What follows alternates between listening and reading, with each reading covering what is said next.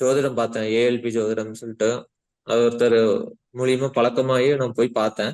அவங்க என்ன சொன்னாங்கன்னா, இதுல வந்து என்னன்னு சொல்றது, அவங்க பரிகாரமே இல்ல. நீங்க உங்களை நீங்க மாத்திக்கணும் அப்படின்னு சொன்னாங்க. நான் நிறைய இடத்துல ஜோதிடம் பார்த்திருக்கேன். அது வித்தியாசமா இருந்தது, இதுவும் வித்தியாசமா இருந்தது. அதெல்லாம் பாத்தீங்கன்னா உங்களுக்கு இந்த மாதிரி நேரத்துல இப்படி நடக்கும். நீங்க இந்த மாதிரி வந்து பண்ணுங்க அப்படின்னு போயிருவாங்க. சும்மா பொதுவா சொல்லிட்டு போயிருவாங்க. ஆனா வந்து கடைசியில வந்து அது நடக்கவே நடக்காது. இந்த மாதிரி படிக்கல அப்படின்னா ஒரு 2 வருஷம் கழிச்சு பையன் நல்லா படிப்பா அப்படி அப்படின்னு சொல்லிட்டு போயிருவாங்க. இந்த கட்டம் இருக்கு. ஆனா இங்க இதுல வந்து தெளிவா நீங்க இப்ப இதனால இந்த காரியத்துல இருக்கிறதுனாலதான் உங்களுக்கு படிப்பு வரல. உங்களை நீங்க மாத்திக்கோங்க. இல்ல உங்களோட சூழ்நிலை எப்படி இருக்குன்னு பாருங்க.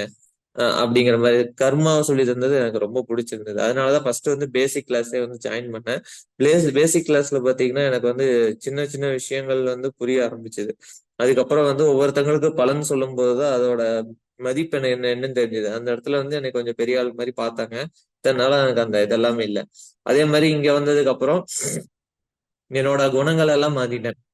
எதிரியாவே இருந்தாலுமே அவங்களுக்கு பலன் சொல்லணும்னு சொல்லி ஐயா சொன்னது எல்லாமே வச்சுட்டு யாரா இருந்தாலுமே கோவப்படுறது இல்ல. அவங்க என்ன செஞ்சாலுமே அதுக்கு ஏத்த மாதிரி அட்ஜஸ்ட்மெண்ட் பண்ணிட்டு போயிட்டு இருக்கேன். அந்த மாதிரி வந்து என் லைஃப்பை வந்து மாத்தக்கூடிய ஆற்றல் வந்து இந்த நான் படிச்ச ஜோதிடத்துலதான் இருந்தது. அதே மாதிரி ஐயா சொன்ன மாதிரியே காலையில எந்திரிச்சு தீபம் போடுறது வந்து ரொம்ப நல்லதா இருந்தது.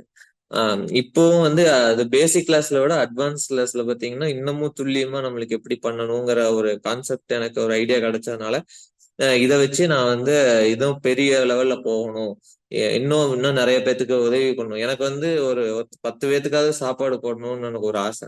நம்ம காசை வச்சு அதனாலயே வந்து இந்த ஒரு 6 மாசமா இதுல வரக்கூடிய அமௌண்ட் வந்து செலவு பண்ணாம வச்சு அது யாராவது கொண்டு போய் கொடுக்கணும் அப்படின்னு சொல்லிட்டு ஒரு 3500 ரூபா வரைக்கும் சம்பாரிச்சு வச்சிருக்கேங்க. 3500 3800 வரைக்கும் சம்பாரிச்சு வச்சிருக்கேன். அந்த அமௌண்ட் வந்து அப்படியே கொண்டு போய் கொடுக்கணும்னு. இது வந்து இன்னும் வந்து அட்வான்ஸ் கிளாஸ் பார்த்ததுல இருந்து இன்னும் யாருக்கும் ஜாதகம் பார்க்கல. அது வந்து இதை முடிச்சுட்டு முழுசா முடிச்சுட்டு பாத்துக்குவோம்னு சொல்லிட்டு பாத்துட்டு வச்சிருக்கேங்க. எனக்கு வந்து மன மகிழ்ச்சியா இருக்கு, மன திருப்தியா இருக்கு, ரொம்ப சந்தோஷமா இருக்கு. எனக்கு என்ன சொல்றது, என்னோட வந்து நிறைய பேர்த்த நிறைய இடத்துல வந்து மதிக்கிறாங்க. ஆஹ் எப்படி நடந்துக்கணுங்கிறது எனக்கு ஒரு கான்செப்ட் கிடைச்சது. லைஃப்னா என்னன்னு புரிஞ்சுது. இது ஜாயின் பண்ணதுக்கு அப்புறம் தான் ஒவ்வொரு விஷயங்களா வந்து நம்மளுக்கு தெரிய ஆரம்பிச்சுது.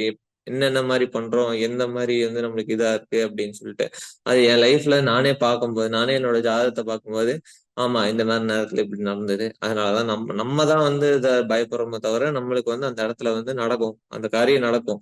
ஆனா நம்மளுக்கு ஏன் அந்த பயம் வந்து ஏன் இன்னும் விட்டு போக மாட்டேங்குது அப்படின்னு இன்னமும் எனக்குள்ள அந்த கேள்வி இருந்துகிட்டே தான் இருக்கு.